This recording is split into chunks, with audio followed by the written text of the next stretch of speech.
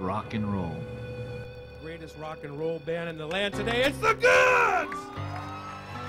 What if your life depended on it? Kashmir and I, we had a suicide pact. We were gonna make it. I will live for the rest of my life and die playing. It's that kind of dogged determination with sincerity that makes a successful artist. Good things are coming, baby. Good things are coming now. Good things are coming, baby. Good things are coming now. In 1977, my mother brought me that little cassette of, Kiss, Love Gun.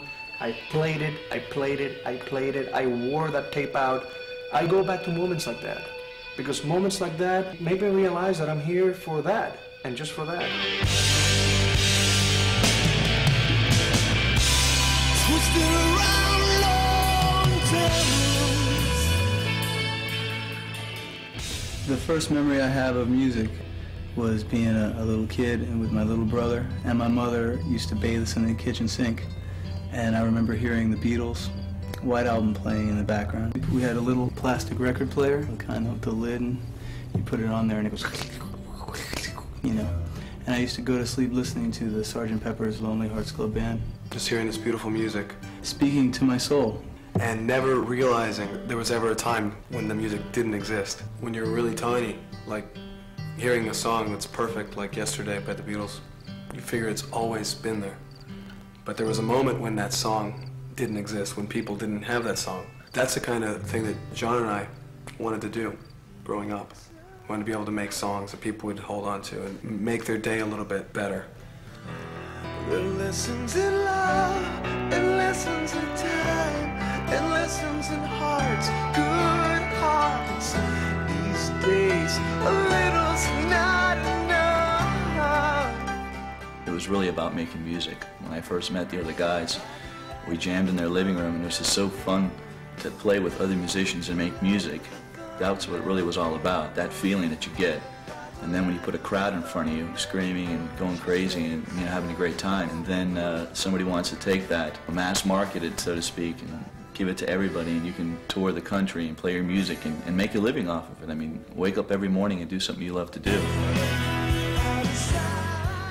People are getting fussy again. People are beginning to discern. They're looking for more musical integrity, more lyrical integrity, more vocal integrity. They're looking for people who can sing. No more Milli Vanillis. Tom Dowd is perhaps one of the best producers in the world. He goes all the way back to the Allman Brothers, Ray Charles, with Eric Clapton. He's done Rod Stewart, etc., etc., etc. He's considered one of the best. Now, record companies are having a tough time selling anything. VH1 and MTV have changed their formats because they can't make videos to sell records anymore. People are beginning to buy records, not videos, if you know what I mean. They like the music or they don't like the music. That's what sells it. For like 4 or 5 years, you put out a hot video and everybody would run to the store and blow 12 or 15 bucks for a CD that had garbage on it. Now they're beginning to get fussy again. No, we want good songs, we want good music. I ran into the Goods when I was answering phones at a recording studio. And these guys came in here, and I mean, I was working on some of my stuff part-time, and then I would go listen to these guys recording all day, and I'd be just dying and jealous that these guys were doing great music, and I'm sitting there answering phones all day, and I'm like, oh, I'm dying. And they were like some of the nicest guys I'd met. Stared shivers into her.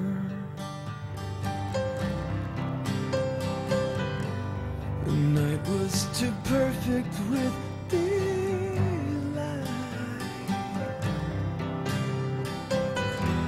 The train rolled on as the night shined in to the car. Then we came to a stop by the light of the thunder moon.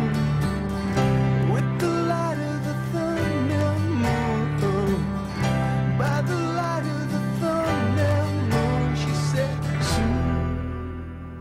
Thumbnail Moon, to me, was a very deep, deep song.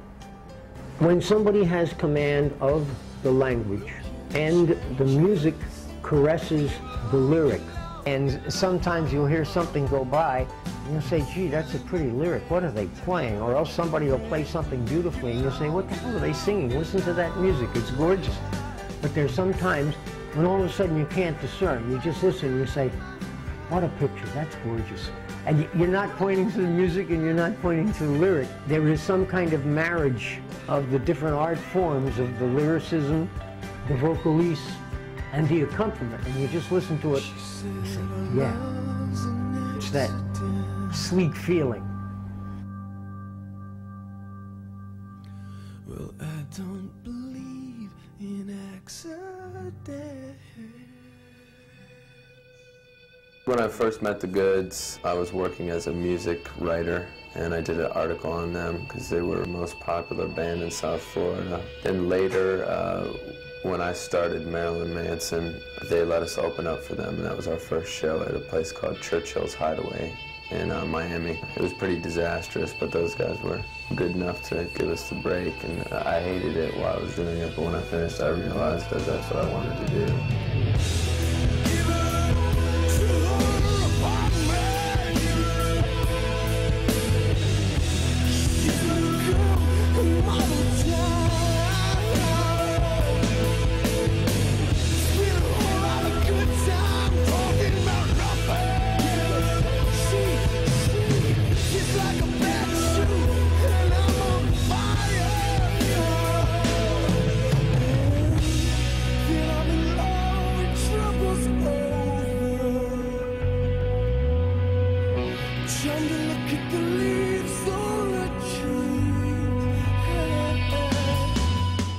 I think in order to make it in this business at all, first of all, you have to have a lot of patience. Second of all, you better have a good work ethic because nothing's given to you. The term struggle is the music business. I mean, the music business is a struggle. Even when you're doing well, it's still a struggle to do well. If you want to be an entertainer, you have to accept the responsibility that when you become successful, you acquire an audience. The minute you acquire that audience, you'll compromise the rest of your life.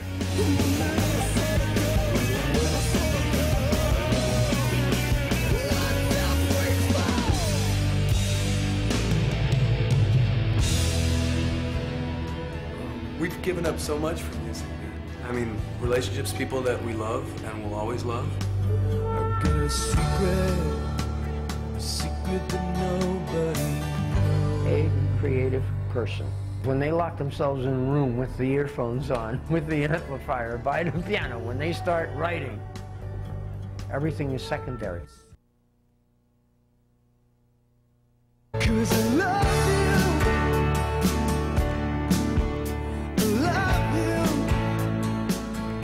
Singer, writer, dancer, player, a creative person. When they lock themselves in a room with the earphones on, with the amplifier by the piano, when they start writing, everything is secondary. Even if it's just for 5 minutes in a day, they're out of control. If they are selective enough, they find an environment of people surrounding them that respect when they go into this shell, when they go into this withdrawal period. And don't put on them, you're late for this, or you didn't get, or you missed it. They respect the privacy, the quiet. And the more a person gains that respect from the people around them, the more they give back to the people around them when they're not in that shell. You have to have someone who understands that you're married to your art. And definitely have a life of their own, and a mind of their own, and a career idea of their own. And it helps if you find someone who feels that strongly about what they do. The person that you're with has to be really supportive. That's the only way a relationship can really work when you're in the entertainment business.